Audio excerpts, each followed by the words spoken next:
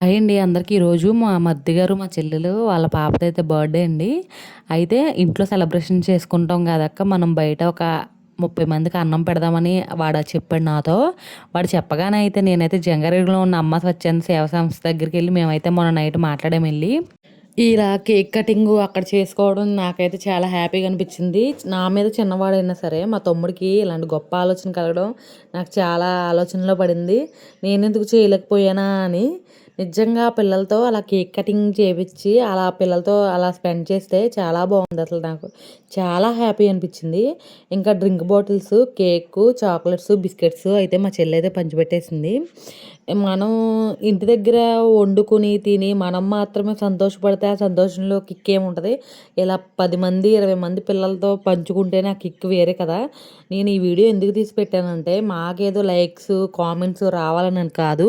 మాలాగే ఎవరైనా చూసి ఆ పిల్లలకి ఇలా ఒక్కరోజైనా వాళ్ళ కడుపు నింపుతారని చెప్పి నేను అనుకుంటున్నాను. ఇలా మా తమ్ముడైతే చాలా హ్యాపీగా ఫీల్ అయ్యాడండి. ఇది జంగారెడ్డిగూడెంలో అమ్మ ప్రేమ స్వచ్ఛంద సేవ సంస్థ పిల్లల ఆశ్రమం అనమాట. ఇక్కడ ఒక 20 మెంబర్స్ పిల్లలైతే ఉన్నారు. ఈవిడే నిర్వాహకులు. అక్కడ నుంచి రైస్‌తో పెడుతుంది కదా, ఆవిడే నిర్వాహకం చేస్తారంట. నిజంగా నాకైతే చాలా హ్యాపీ అనిపించింది. ఎందుకంటే అలా పిల్లలు చూడండి ఎంత చక్కగా ఎంత బాగున్నారో. అసలు ఆ పిల్లలు ఎక్కడి నుంచి వచ్చారో ఏంటో కూడా నేను అడగలేదు. కానీ చిన్నప్పటి నుంచి పిల్లలైతే ఇక్కడే ఉంటున్నారంట ఆశ్రమంలో. ఆవిడ కూడా పిల్లలతో చాలా కలివిడిగా ఉంది. నాకు ఆవిడ సొంత పిల్లల్లా చూసుకుంటుంది. నాకైతే అది బాగా నచ్చింది. ఇంకా ఇంకోటేంటంటే మా తమ్ముడు ఆలోచన అయితే నాకు బాగా అనిపించింది. ఆవిడ మా అత్తయ్య కూడా దీనికి సపోర్ట్ చేసింది.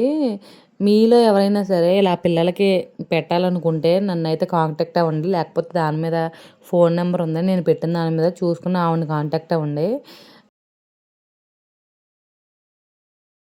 పిల్లలైతే చాలా హ్యాపీగా ఫీల్ అయ్యారండి. కేక్ కటింగ్ అన్నీ ఇక్కడ చేస్తాం. వాళ్ళతో ఈ పిల్లి కూడా ఉంటదంట. భలే ఉంది కదా క్యూట్‌గా. ఇంకా పిల్లలైతే భోజనం అయితే చేసేస్తున్నారు. ఇంకా మాకు బయట ఒక చిన్న పని కూడా ఉందనమాట. అదేంటంటే ఇంకొక 10 మెంబర్స్‌కి వృద్ధులకు కూడా మేము భోజనం అయితే అందజేసామండి. మన జంగారెడ్డిగూడెంలో బస్ స్టాండ్ దగ్గర, ఇంకా గవర్నమెంట్ హాస్పిటల్ సైడు అటు. చాలా హ్యాపీ అనిపించింది. ఒరేయ్! నీకు ఇంత మంచి ఆలోచన ఎలా వచ్చిందిరా అనిపించింది నాకు. ఇంకా రోడ్ సైడ్ ఉండి అన్నం కోసం అలా కూర్చుని వెయిట్ చేస్తున్నారు. ఈవిడైతే హోటల్ ముందే నుంచుని పాపం అన్నం ఎవరన్నా పెడతారేమో అని చూస్తుంది. ఈవిడేమో మన జంగారెడ్డిగూడెం ఎంట్రన్స్‌లో ఉందండి. పాపం చీకట్లో ఇంకా ఈ బాబుకి కూడా ఇచ్చేసామనమాట. ఇంక లాస్ట్ పార్సెల్ కూడా అందజేసామనమాట. ఇంక తర్వాత ఇంటికెళ్ళి ఒక చిన్న కేక్ కూడా కట్ చేసేసాం. మీరు ప్లీజ్ అయితే వీడియోని సబ్స్క్రైబ్ చేసుకోండి.